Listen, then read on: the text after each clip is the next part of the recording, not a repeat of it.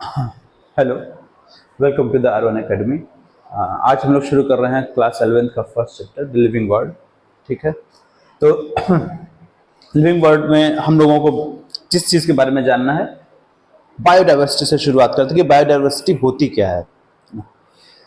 Surrounding में, हमारे surrounding में जो कुछ भी दिख रहा है ना, जो कुछ आप देख सकते हैं और कुछ चीज़ें जो आप देख नहीं सकते हैं, जैसे जो भी एनिमल्स, जो भी प्लांट्स, फंजाई जो हम विजिबल है, जो हम आसानी से देख सकते हैं।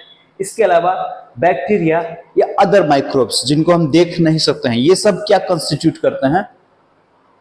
बायोडाइवर्सिटी, है ना। ये कंस्टिट्यूट करते हैं क्या? बायोडाइवर्सिटी। तो अप्रोक्सीमेटली 7 मिलियन स्पीशीज पाए जाते हैं अर्थ पे। 7 मिलियन स्पीशीज की प्रोबेबिलिटीज है according to the scientist Robert May, जिसमें से 1.7 टू 1.8 मिलियन ऑर्गेनिजम्स या स्पीशीज को हम लोगों ने डिस्कवर कर लिया है, और रेस्ट डिस्कवर होनी है, जो टाइम टू टाइम होती रहती हैं। तो इतनी large huge number of organisms हैं या स्पीशीज हैं, तो क्या इनको स्टडी करना इतना ईजी है कि आप आसानी से बैठें और सारी स्पीशीज को स्टडी कर जाएं? Not possible, not possible in one life time, है ना। इसके लिए हमको क्या चाहिए? कोई एक सिस्टम ऐसा होना चाहिए जिससे हम इन सबको जान सकें, इन सबके बारे में जान सकें, है ना। किसी एक की स्टडी कर लें, किसी एक कॉमन, उनके अंदर को कुछ ऐसे फीचर्स, कुछ कॉमन चीजों को स्टडी करें जिससे कि किसी एक पर्टिकुलर ग्रुप ऑफ ऑर्गेनिज्म के बारे में हमको एक ब्रॉड स्पेक्ट्रम, एक आउटलाइन तो मिल जाए कि एटलीस्ट इस कैटेगरी के ऑर्गेनिज्म ऐसे होते हैं, है ना। तो इसके लिए हम लोग क्या यूज करते हैं? क्लासिफिकेशन। क्यों करते हैं? नीड क्या है क्लासिफिकेशन की? अब क्लासिफिकेशन का मतलब क्या है? जैसे किसी आप डिपार्टमेंटल स्टोर में गए, किसी मॉल में जाते हैं, है ना, तो वहां पे आप क्या देखते हैं कि वहां पे सब कुछ क्लासिफाइड है ना, अलग, मतलब क्लासिफाइड का मतलब डिवाइडेड है ना, बांट के रखा गया है। जैसे ग्रोसरीज एक तरफ मिल रही है ना, बाथरूम के सामान एक तरफ मिल रहे हैं, मेंस के क्लॉथिंग से अलग है, विमेंस का अलग है, फिर किड्स का सेक्शन अलग बना हुआ है, टॉयज के लिए अलग सेक्शन बना हुआ है ना। तो इससे होता क्या है? इजी हो जाता है ना, सामान खोजना, चीजों को खोजना इजी हो जाता है। अब किसी ऐसे स्टोर पे आप जाएं जहां पे सब कुछ मिक्स करके रख दिया गया है एक साथ, आपकी हालत खराब हो जाएगी ना, खोजते खोजते कि कहाँ पे क्या रखा हुआ है। तो यहाँ पे भी हम लोग क्लासिफिकेशन इसी पर्पज से करते हैं, एक पर्पज यही है ना। तो क्यों क्लासिफिकेशन कर रहे हैं हम लोग? कई सारे रीजन हैं, जिसमें एक चीज देखिए कि टू डिस्कवर न्यू स्पीशीज, कुछ नई स्पीशीज को खोजना है तो आपको पता होना चाहिए कि आप पहले से क्या क्या आपके पास है खोजा हुआ।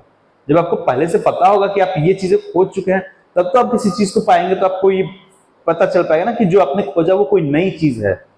तो मतलब आपके पास कोई डाटाबेस होना चाहिए जिससे आप कंपेयर कर सकें, ईज ऑफ स्टडी, आसानी से स्टडी कर सकें हम लोगों को।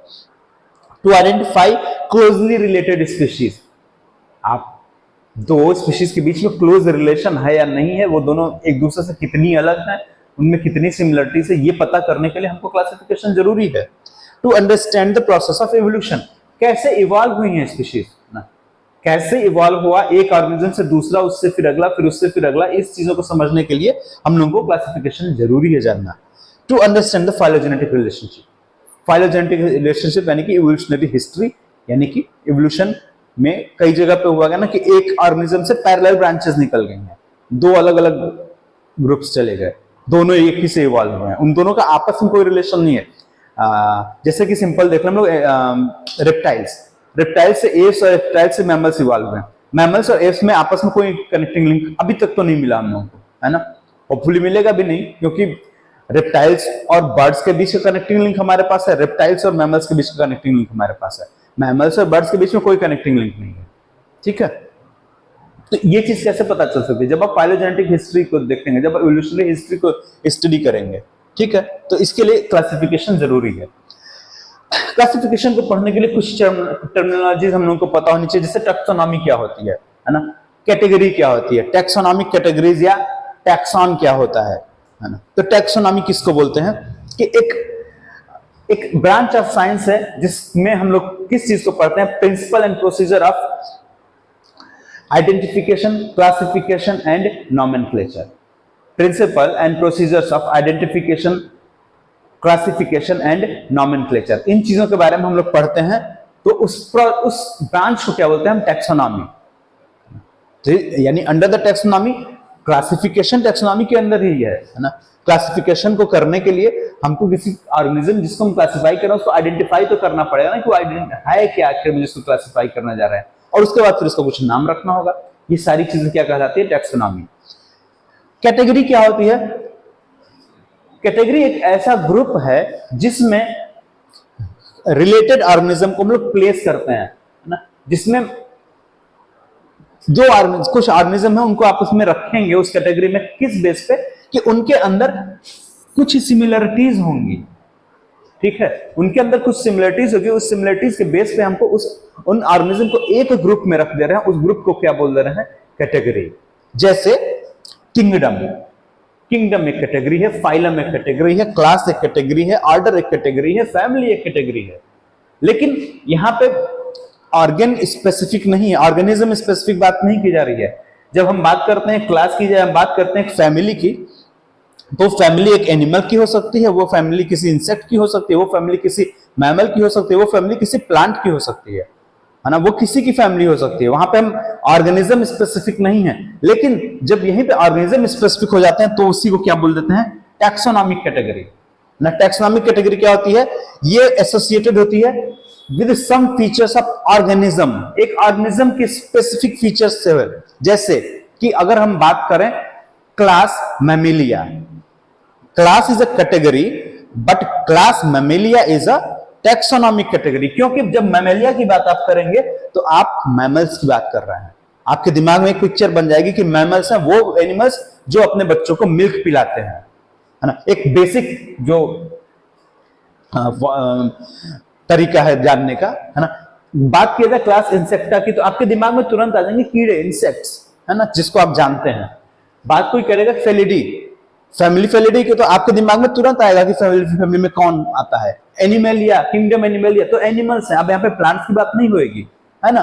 तो इसका मतलब क्या हुआ कि टैक्स, जब आप किसी स्पेसिफिक क्लास की बात करेंगे, जब क्लास को बाय नेम आप लेंगे, जैसे क्लास मैमेलिया ना, क्लास इंसेक्टा, तो आप बोल रहे हैं किसकी बात कर रहे हैं? आप बात कर रहे हैं टैक्सॉन या टैक्सोनॉमिक कैटेगरी की। लेकिन जब आप कहते हैं कि क्लास, अ फैमिली, ऑर्डर, तब आप किसकी बात कर रहे हैं? तब आप बात कर रहे हैं एक कैटेगरी की, ठीक है।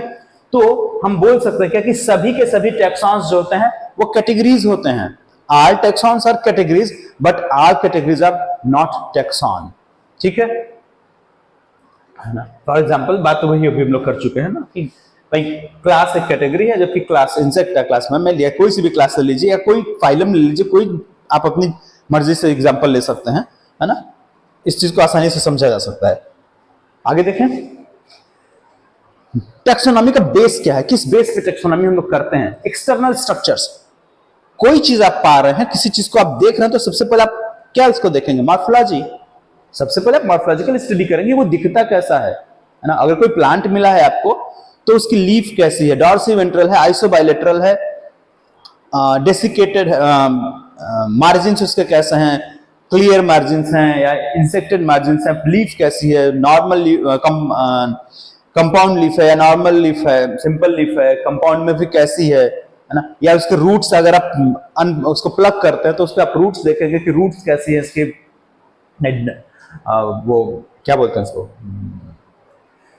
फाइब्रस रूट है या टैप रूट सिस्टम है, किस तरीके का। तो ये मॉर्फोलॉजिकल फीचर्स आप स्टडी कर सकते हैं सबसे पहले। उसके बाद इंटरनल स्ट्रक्चर से एनाटॉमिकल फीचर्स को स्टडी कर सकते हैं, है ना।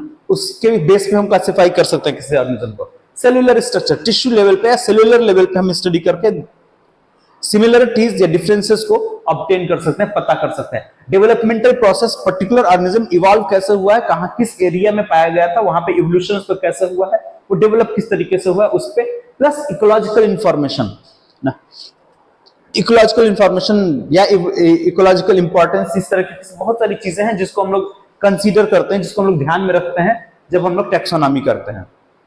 अब बात आती है कि इसको किया कैसे जाता है।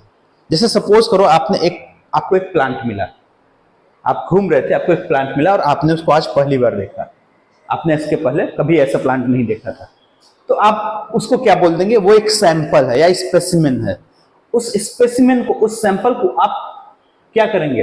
कैरेक्टराइजेशन, है ना, स्टेप्स की बात कर रहे हैं हम लोग। सबसे पहले क्या करेंगे? कैरेक्टराइजेशन ऑफ वो जो भी आपको सैंपल मिला है ना। उसका कैरेक्टराइजेशन या उसका डिस्क्रिप्शन नोट करेंगे आप, है ना। क्यों भाई, कंपेयर करना पड़ेगा ना आपको, आपको उस प्लांट को कंपेयर करना पड़ेगा, उसके फीचर्स को कंपेयर करना पड़ेगा अपने डेटाबेस से। जितने भी अवेलेबल प्लांट्स अब तक के हैं आप उससे कंपेयर करेंगे, तब आप जान पाएंगे कि जो आपने खोजा है वो कोई पहले से डिस्कवर्ड स्पीशीज है या कोई नई चीज खोज दी आपने, है ना। सपोज करो आपने कुछ नया खोज लिया, कैसे आपने आइडेंटिफाई किया, उसको डिस्क्रिप्शन लिया, फिर उसको डेटाबेस में मिला, आइडेंटिफिकेशन किया और आपने पाया कि यार ये तो एक नई चीज है, एक नया प्लांट है जो आज पहली बार देखा गया है। फिर आप करेंगे क्या, उसका क्लासिफिकेशन, जो अवेलेबल क्लासिफिकेशन हम लोगों के पास है उसमें उसको आप एडजस्ट करेंगे। कैसे, स्टेप बाय स्टेप, है ना, स्टेप बाय स्टेप जो टेक्सोनॉमिक कैटेगरीज हैं उनके बेस पे आप स्टेप बाय स्टेप उसको उसमें अरेंज करेंगे, फिर रखेंगे उसका एक नाम, करेंगे उसका नॉमेनक्लेचर, ठीक है। तो इस तरीके से हम लोग करते हैं कि टैक्सोनॉमी या क्लासिफिकेशन की प्रोसेस को कंप्लीट करते हैं। अब बात आ रही क्या कि इन फाइलोजेनेटिक रिलेशनशिप क्या है। फाइलोजेनेटिक रिलेशनशिप सिंपली बोले इवोल्यूशनरी हिस्ट्री, कोई ऑर्गेनिज्म कैसे इवॉल्व हुआ, इस चीज को समझना। खुद को हम लोग देखें, मैमल्स हैं हम लोग कैसे इवॉल्व हुए हैं। हम लोग इवॉल्व हुए हैं स्टेप में, ऐसा नहीं कि अचानक से हुए और प्रकट हो गए, है ना। स्टेप बाय स्टेप इवॉल्व हुए हम लोग। अगर हम अपने स्टेप्स को पीछे की तरफ ले जाएं, है ना, तो हम देखेंगे हम लोग मैमल्स हैं जो डिफरेंट डिफरेंट तरह के हैबिटेट्स में रहते हैं। जैसे हम लोग टेरेस्ट्रियल हैं, कुछ मैमल्स हैं जो अर्बोरियल हैं, कुछ मैमल्स हैं जो एक्वाटिक मीडियम में रहते हैं जैसे व्हेल्स, डॉल्फिन्स, कुछ है जो ग्लेशियर्स या बहुत ठंडी जगहों पर रहते हैं जैसे पोलर बेयर्स हो गए, आपके साइबेरियन टाइगर्स हो गए, ये सब, है ना। तो ये हम सब में है क्या, एक्चुअली में हम हैं तो हम सब मैमल्स ही, लेकिन हम लोग इवॉल्व किससे, रेप्टाइल्स से। लेकिन रेप्टाइल से साथ ही आपके एव्स भी इवॉल्व हुए हैं जो एर्बोरियल या एरियल मोड ऑफ लाइफ को बिलोंग करते हैं। हम दोनों इवॉल्व हुए हैं किससे, रेप्टाइल्स से। और ये रेप्टाइल्स जो टेरेस्ट्रियल, ट्रू टेरेस्ट्रियल थे फर्स्ट एनिमल्स, ये इवॉल्व हुए किससे, एम्फीबियंस से, जो एक्वेटिक और टेरेस्ट्रियल दोनों मोड ऑफ लाइफ को सर्वाइव कर सकते थे।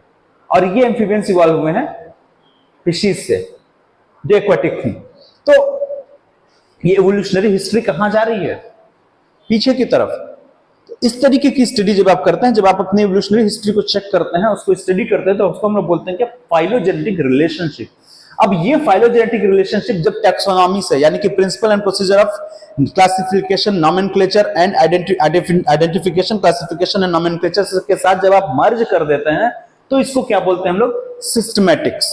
फर्स्ट टाइम सिस्टमैटिक्स को यूज किया था कैरोलस लिनियस ने।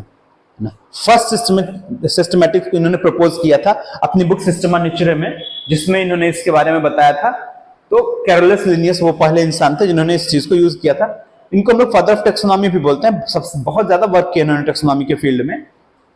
तो देखें आगे इस चीज को कि आखिर में टैक्सोनॉमी जो है उसमें वर्क कैसे किया जाए। टैक्सोनॉमी में आप देख रहे हैं कि टैक्सोनॉमिक कैटेगरीज होती हैं और एक चीज आती है टैक्सोनॉमी हियरार्ची या हियरार्चिकल सिस्टम।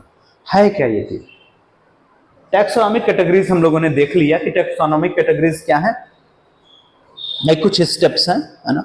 तो बेसिकली अगर हम लोग क्लासिफिकेशन की जब बात करते हैं तो क्लासिफिकेशन ऐसा नहीं हो सकता कि आप एक स्टेप उठाएं और आपने बोला ये हो गया क्लासिफाई, खत्म बात, नॉट पॉसिबल, है ना। Classification is not a single step process. ये क्या है, ये एक सीरीज ऑफ स्टेप है, इसमें कई सारे स्टेप्स हैं जो event bye event, step by step आपको फॉलो करने होते हैं, ठीक है। और ये स्टेप्स बेसिकली हैं क्या, अगर ध्यान से देखा जाए, जैसे कि आपको एक कोई ऑर्गेनिज्म मिला है, आपने उसको देखा, वो नया लगा आपको, आपने उसको क्लासिफाई करना शुरू किया, आपने सोचा होगा भाई उसका कुछ जीनस होगा, कोई स्पीशीज होगी, कुछ क्लास आप उसको रखेंगे। तो ये जो कैटेगरीज हैं, है ना, ये जो कैटेगरीज हैं जिसमें आप उनको उसको रख रहे हैं, जिससे वो बिलोंग करवाएंगे आप, जिसमें बिलोंग करेगी वो, ये कैटेगरीज क्या है, यही तो वो स्टेप्स हैं, यही वो स्टेप्स हैं जिसको हम बोल रहे हैं कि सीरीज ऑफ स्टेप्स। और इन हर एक स्टेप की अपनी एक स्पेसिफिक रैंक होगी, है ना, हर एक स्टेप की एक स्पेसिफिक रैंक होगी, उस रैंक के बेस पे उस स्टेप को प्लेस किया जाएगा। तो जो स्टेप्स हैं वो अरेंज किए जाते हैं on the basis of rank, और इसी अरेंजमेंट को बोलते हैं क्या, हियरार्ची, ठीक है। तो all the taxonomic categories are arranged together in the on the basis of their rank, और this system is known as hierarchical system या हायरार्की। ठीक है, तो समझ में आई बात कि each step of taxonomic hierarchy has its own rank. वो स्टेप क्या है?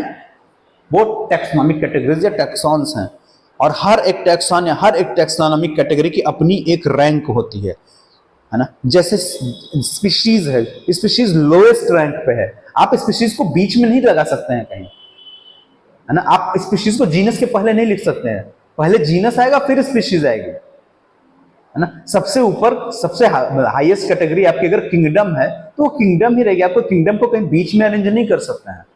ठीक है, तो हर एक स्टेप की अपनी एक रैंक है, उस रैंक के बेस पे जब आप अरेंज करते चले जाते हैं टैक्सोनॉमिकल कैटेगरीज को, तो हम लोग बोलते हैं क्या, एक हायरार्की डेवलप हो रही है, एक हायरार्किकल सिस्टम बन रहा है। ठीक है, इसको भी लिनियस ने प्रपोज किया था सबसे पहले, है ना। तो लिनियस ने बहुत काम किया इसके ऊपर, है ना। क्लासिफिकेशन या टैक्सोनॉमी की फील्ड में लिनियस ने बहुत काम किया है, इसीलिए इनको बोलते हैं ना लोग कि फादर ऑफ टैक्सोनॉमी है ये।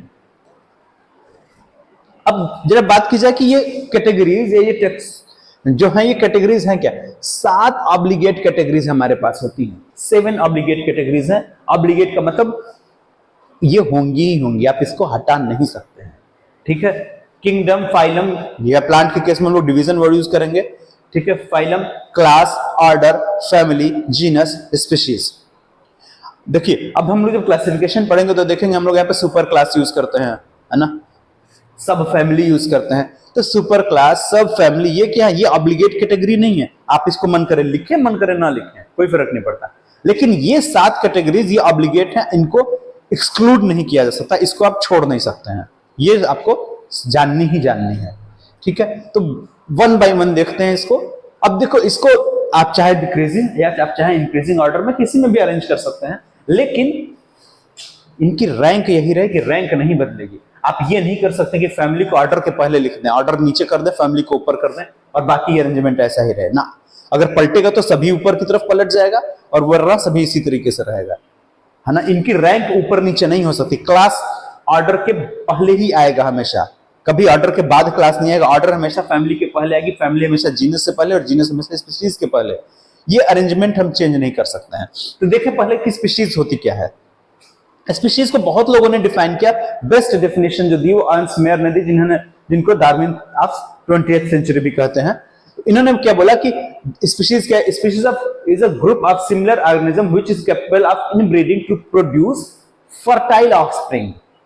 ठीक है, तो ये सिमिलर जो इन्होंने बोला ना कि सिमिलर ऑर्गेनिज्म, सिमिलर का मतलब क्या हुआ, सिमिलरिटी का मतलब क्या है, इनमें मार्फोलॉजिकल, फिजियोलॉजिकल, बायो बिहेवियरल और बायोकेमिकल सिमिलरिटीज हो, है ना। वो सिमिलर मार्फोलॉजी हो, उनकी फिजियोलॉजी एक जैसी हो, उनका बिहेवियर एक जैसा हो और उनकी बायोकेमिकल नेचर एक जैसा हो, है ना। जैसे स्पर्म और ओवम फर्टिलाइज कर रहे हैं तो वहां पे फर्टिलाइजिंग एंटी फर्टिलाइजिंग प्रोटीन है ना, रिसेप्टर्स है ना फीमेल के एग और स्पर्म के ऊपर, तभी तो फ्यूज होएगा ना। अगर अलग अलग स्पीशीज का आप ले लें, आप वो फीमेल गैमीट और मेल गैमीट यानी ओवम और स्पर्म, वो फ्यूज ही नहीं हो पाएंगे क्योंकि उनका केमिकल नेचर डिफरेंट है। तो केमिकल नेचर सिमिलर होना चाहिए, अदरवाइज तो फिर आप किसी को किसी से फ्यूज करा दो आर्टिफिशियली, और डिफरेंट टाइप के स्पीशीज, मंकी और लायन का मिक्स कर दो, ऐसा नहीं हो सकता ना। सिमिलर स्पीशीज जीनस तक कर सकते हैं हम लोग, है ना। एक जीनस में जैसे टाइगर और लायन को फर्टिलाइज करा के लाइगर या टाइगॉन बनाया गया, ये चीज पॉसिबल है। लेकिन आप जीनस ही बदल दो, है ना, कि एक अलग जेनरा का ले लो, एक अलग जेनरा का ले लो और आप चाहो कि हो जाए, तो नॉट पॉसिबल, अभी तक तो नहीं पॉसिबल है ना। तो बात यहां पे आती है कि रिप्रोडक्टिव आइसोलेशन। रिप्रोडक्टिव आइसोलेशन क्या होता है, यही चीज है कि भाई किसी वजह से कोई बैरियर है, वो बैरियर फिजियोलॉजिकल हो सकता है, वो बैरियर स्पेस जियोग्राफिकल हो सकता है, किसी भी तरीके का बैरियर अगर को दो स्पीशीज के बीच में, तो बोलते हैं कि रिप्रोडक्टिव आइसोलेशन होना, जिसकी वजह से नई स्पीशीज बनती हैं। यहाँ पे कुछ एग्जांपल्स हम लोग के एनसीईआरटी में दे रखा है, जैसे पोटैटो हो गया सोलेनम ट्यूबरोसम, मकोई हो गया सोलेनम नाइग्रम, आपका ब्रिंजल हो गया सोलेनम मेलानोजिना, टोमेटो हो गया सोलेनम लाइकोपर्सिकम, फिर आता है हम लोग का मैंगो मैंगीफेरा इंडिका, व्हीट ट्रेटिकम स्टाइवम।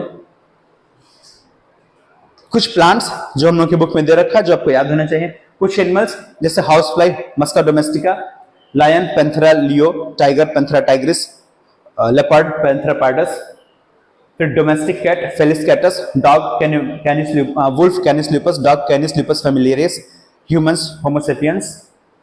तो ये कुछ एग्जांपल्स हैं जो हम लोग को याद होने चाहिए।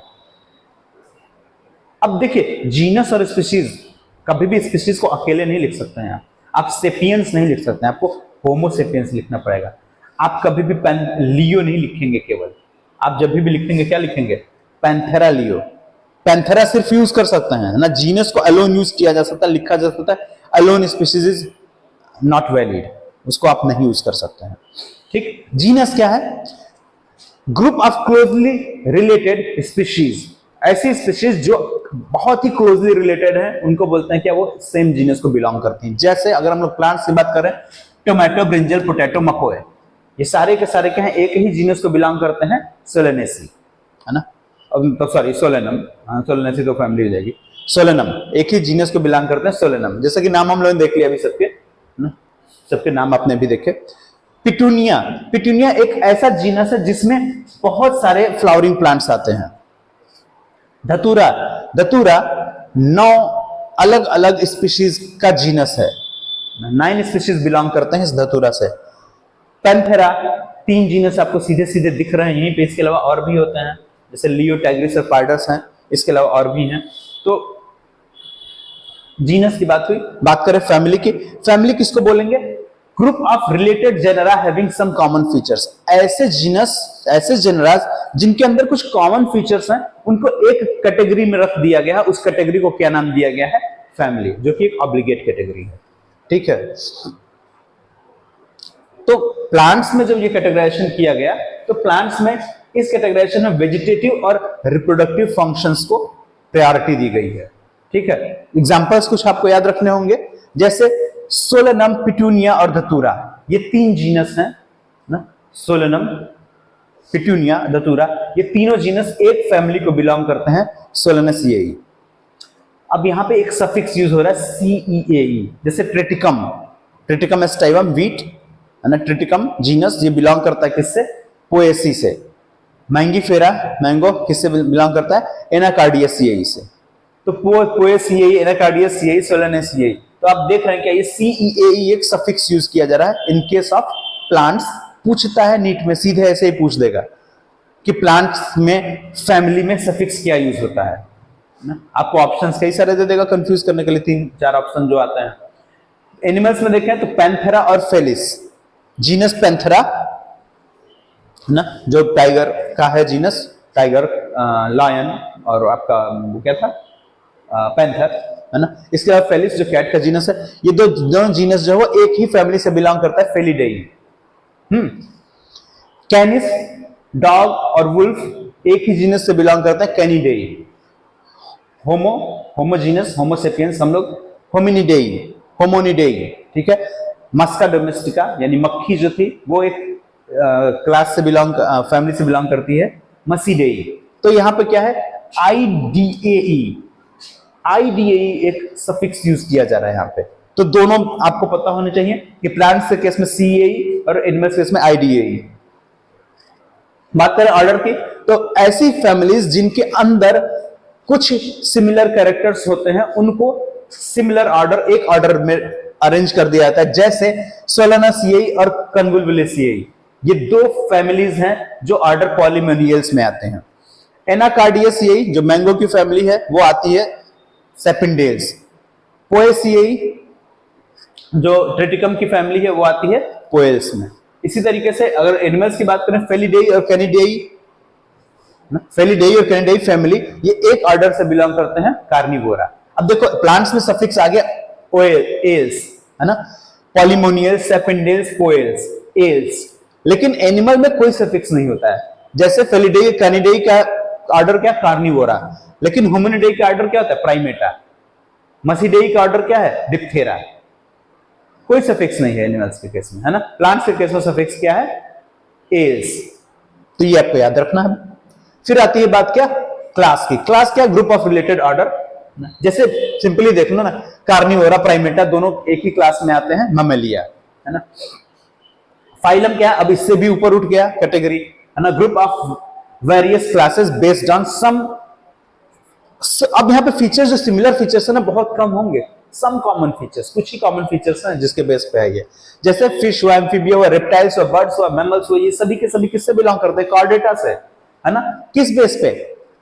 नोटोकॉर्ड। अब सिर्फ नोटोकॉर्ड ही तो नहीं है ना, नोटोकॉर्ड के अलावा डॉर्सल हॉलो नोटोकॉर्ड हो गया, पोस्ट टनल टेल हो गया, फेरेंजियल गिल स्लिट्स हो गए। ये 4 कैटेगरीज हैं, 4 क्या बोलेंगे सिमिलरिटीज हैं जिसके बेस पे हम लोगों ने इनको कॉर्डेटा में डाल रखा है। ठीक। किंगडम हाईएस्ट टेक्सोनॉमिक कैटेगरी है। ठीक है। तो अब यहां पे आपको ये चार्ट ध्यान में रखना है। ठीक है। स्पीशीज बात करें, नाइग्रम, लाइकोपर्सिकम, ट्यूबरोसम और मिलेनोजीना, ये सभी के सभी क्या है? सोलेनेसी फैमिली, सोलेनम जीनस को बिलोंग करते हैं। जीनस सोलेनम, धतूरा और पिट्यूनिया बिलोंग करता है फैमिली सोलेनेसियाई को। सोलेनेसियाई और कन्वोलुलिसियाई फैमिली बिलोंग करती है ऑर्डर पोलीमोनियल्स को।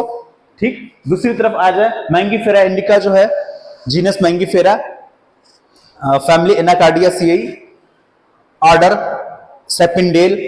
सेपिंडेल और ऑर्डर पॉलीमोनियल, ये बिलोंग करता है क्लास किसको? डाइकोटिलिडेनियाई को। ट्रिटिकम एस्टाइवम, जीनस ट्रिटिकम, फैमिली हो जाएगी पोएसियाई, ऑर्डर हो जाएगा पोएल्स। ये ऑर्डर पोएल्स किसको बिलोंग करता है? क्लास मोनोकॉट या मोनोकॉटिलिडेनियाई को। मोनोकॉट्स और डाइकॉट्स दोनों बिलोंग करते हैं किसको? फाइलम आपका कौन सा? एंजियोस्पर्मी। फाइलम एंजियोस्पर्मी, और एंजियोस्पर्मी बिलोंग करता है किंगडम प्लांटी से। ठीक है। एनिमल्स के केस में देखा जाए, मस्का डोमेस्टिका मक्खी, है ना, genus Musca, family Muscidae, class Diptera, order Diptera, class Insecta, और फाइलम क्या हो जाएगा इसका? वर्ल्ड इनवर्टिब्रेट्स में आर्थ्रोपोडा, है ना, इनवर्टिब्रेट्स में आएगी आर्थ्रोपोडा में। और आर्थ्रोपोडा क्या हो गया? फाइलम। अब बात करें कैट की, Felis catus, Panthera leo, Panthera tigris, Panthera pardus, सबका जीनस क्या होगा? पैंथेरा। तो जीनस फेलिस और जीनस पैंथेरा बिलोंग करता है एक ही फैमिली फेलिडेई को। Canis lupus, genus Canis belong करता है फैमिली कैनिडियाई को। फेलिडेई और कैनिडेई बिलोंग करते हैं ऑर्डर कार्निवोरा को। ठीक है। होमो सेपियंस, जीनस होमो, फैमिली होमिनिडेई बिलोंग करते हैं ऑर्डर प्राइमेटा को। Order Carnivora, order Primata belong करता है क्लास मैमेलिया को। क्लास मैमेलिया बिलोंग करता है फाइलम कॉर्डेटा को, और फाइलम आर्थ्रोपोडा और फाइलम कॉर्डेटा बिलोंग करते हैं किंगडम एनिमेलिया को। ठीक है।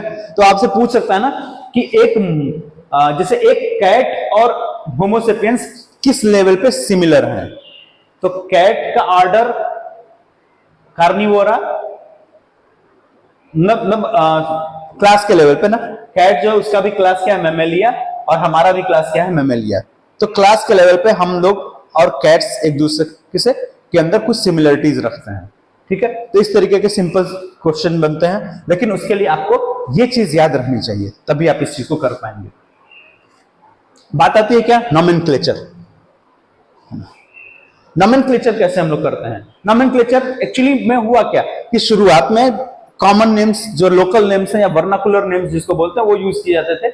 लेकिन वर्नाकुलर नेम्स के साथ प्रॉब्लम क्या है कि ये थोड़ी थोड़ी दूरी पे बदलते हैं, है ना।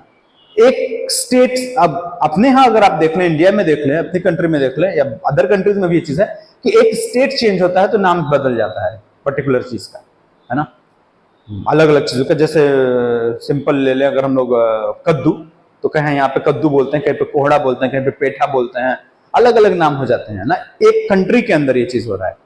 तो जब आप स्टेट चेंज कर रहे हैं तो ये प्रॉब्लम। अब आप कंट्री को चेंज करें, दूसरी कंट्री में जाएं, दूसरे कंटिनेंट में चले जाएं, तो चीजों के नाम बदल जाएंगे। तो इनकी स्टडी, अगर दो अलग अलग कंट्रीज के साइंटिस्ट एक साथ बैठे तो वो तो इसी में कंफ्यूज रह जाएंगे कि हम लोग बात किस चीज पे कर रहे हैं। तो कोई एक ऐसा नाम होना चाहिए जो कॉमन हो, जो एटलीस्ट साइंटिफिक कम्युनिटी के बीच में तो कॉमन हो, ताकि वो जब आपस में बात करें तो उस चीज को समझ पाए आसानी से।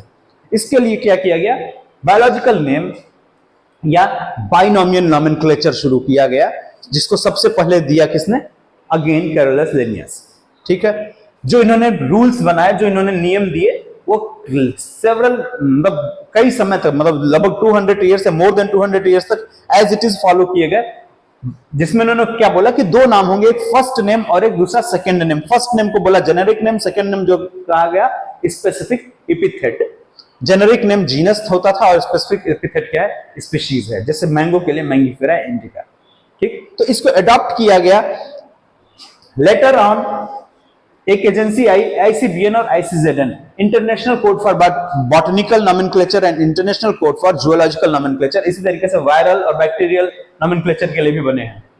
इन्होंने क्या किया, एक रूल दिया, एक गाइडलाइन दी नॉमेनक्लेचर की, जो मोर और लेस जो लिनियस ने जो बताया था लगभग लगभग वही चीजें हैं। कुछ उसमें मॉडिफिकेशंस थोड़े बहुत हुए हैं, है ना। लेकिन कुछ बेसिक चीजें जो हम लोग को पता होनी चाहिए वो क्या है कि जो बायोलॉजिकल नेम जब भी हम लोग लिखते हैं वो किसमें, बुक्स में जब प्रिंटेड होता है तो इटैलिक्स में होता है, ठीक है। लेकिन हम जो लोग जब लिखते हैं उसको हैंड से, तो उसको हम लोग सिंपल लेटर्स में लिख के उसको सेपरेटली अंडरलाइन कर देते हैं। पहले जीनस को लिखा जाता है, फिर स्पीशीज को लिखा जाता है। जीनस को हमेशा कैपिटल लेटर्स में लिखते हैं, स्पीशीज को हमेशा स्मॉल लेटर्स में लिखते हैं, है ना। स्पीशीज स्पेसिफिक एपिथेट को हमेशा स्मॉल लेटर में लिखते हैं। एक इसी में एक चीज और मॉडिफाई की गई क्या, कि नेम ऑफ ऑथर या वो पर्सन जिसने उस पर्टिकुलर स्पीशीज को स्टडी किया है या डिस्कवर किया है, उसका नाम भी उसके साथ जोड़ा जा सकता है ना। जैसे Mangifera indica Linn, Linn stands for Linnaeus, जिन्होंने सबसे पहले इसकी प्रॉपर्टीज को डिस्कवर किया था, है ना। तो इस तरीके से नॉमेनक्लेचर की बात आई, ठीक है। तो यहां पे चैप्टर हम लोगों का खत्म होता है, ये है ना। इजी चैप्टर है, छोटा सा चैप्टर है, लेकिन इसमें से क्वेश्चन आते हैं तो सावधानी से पढ़िए। याद करने की कुछ चीजें हैं जो आपको याद करनी पड़ेंगी, तो याद करिए।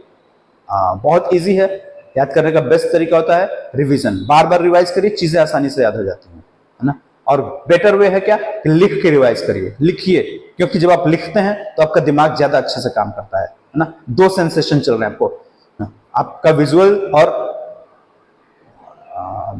टैक्टाइल स्टिमुलस, दोनों। ये क्या हो गया, ठीक है, ओके, है ना। दो तरीके से आपका स्टिमुलेशन आपके ब्रेन को मिल रहा है, आप देख भी रहे हैं, आप लिख भी रहे हैं, ठीक है, और आप ब्रेन में सोच भी रहे हैं। तो ये चीजें आपके दिमाग में ज्यादा बेटर वे में डीपली सेट होती हैं। तो तैयार करिए इस चीज के लिए खुद को, है ना। कोई प्रॉब्लम हो, कोई कंफ्यूजन हो, आप पूछ सकते हैं। अगर वीडियो अच्छा लगा हो तो लाइक करिए प्लीज, और चैनल को सब्सक्राइब कर दीजिए। ओके, थैंक यू, मिलते हैं नेक्स्ट वीडियो में।